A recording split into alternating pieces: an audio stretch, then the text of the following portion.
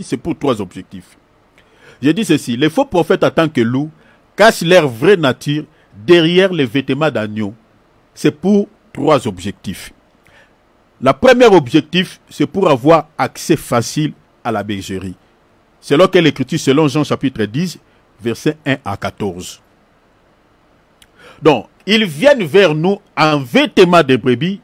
Le premier objectif, c'est pourquoi avoir un accès facile à la bergerie. Parce que s'ils viennent, ils portent la nature du loup, la brebis va fuir. C'est pour cela que vous entendez dans ces assemblées-là, tout le monde confesse quoi? Confesse Jésus. Ces gens-là confessent Jésus.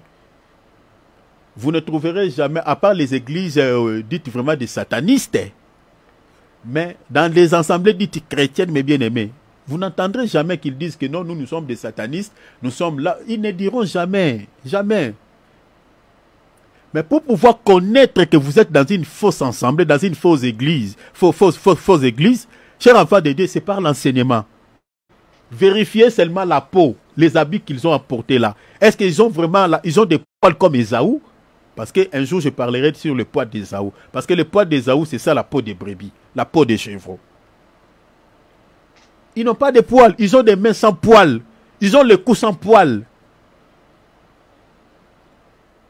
Est-ce que vous avez vu ça? Ils ont le cou sans poils. Donc, je dis qu'ils ont 3 objectifs. Et le premier objectif des faux prophètes, j'ai dit pour avoir un accès facile à la bergerie, selon quelle écriture? Selon Jean chapitre 1, chapitre 10, verset 1 à 14. Et leur deuxième objectif, c'est pour s'enrichir derrière le dos des chrétiens. Selon quelle écriture? Selon Ézéchiel chapitre 22, verset 27. Vous lisez seulement le verset 27. Et puis lisez encore 2 Pierre chapitre 2, verset 2 à 3. S'enrichir. Toutes les églises où vous voyez que mes bien-aimés sont devenus comme des supermarchés, chers enfants de Dieu, ce sont des églises de faux prophètes. Nulle part dans l'église de Dieu, dans la Bible, vous ne verrez jamais nulle part où les apôtres étaient en train de donner la guérison en contrepartie avec de l'argent. Nulle part. Je dis, il n'y en a pas. Il n'y en a pas.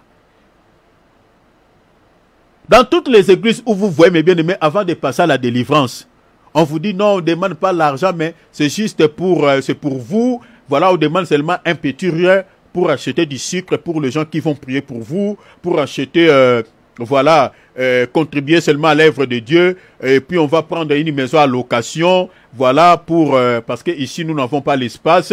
On va prendre une maison quelque part ou un appartement quelque part pour que nous puissions entrer en retraite là-bas. Alors l'église n'a pas de moyens, il faut contribuer.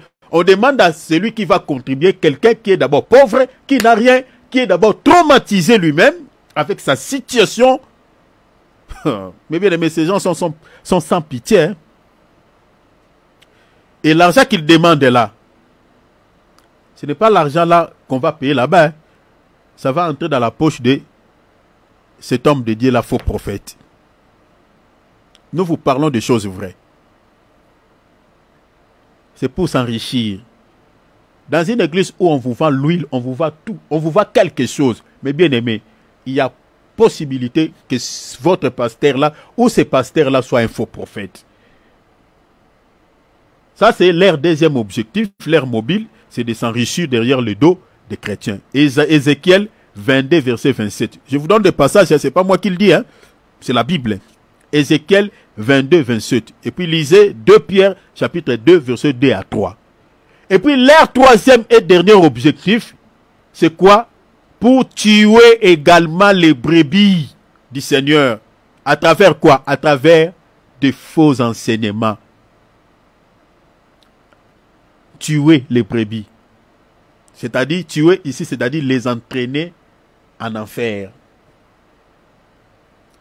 Parce que si vous êtes dans une église où c'est un faux prophète qui prêche l'évangile, bien aimé, ce n'est pas pour vous sauver. C'est pour entraîner votre âme en enfer.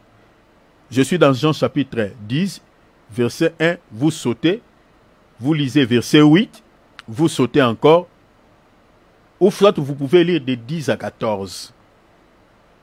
Jésus lui-même, il a dit, dans Jean 10, 10, Les voleurs ne viennent que pour faire quoi? Dérober et détruire et égorger. Mais moi, je suis venu pour que les brebis aient la vie. Ce n'est pas pour la vie. Lisez 10 jusqu'à 14. 10 chapitre 1 jusqu'à 14. C'est pour pouvoir tuer des vies. Je nous avais dit ici que le diable ne tue pas seulement sur le plan physique, mais il tue aussi sur le plan spirituel. Il tue des vies.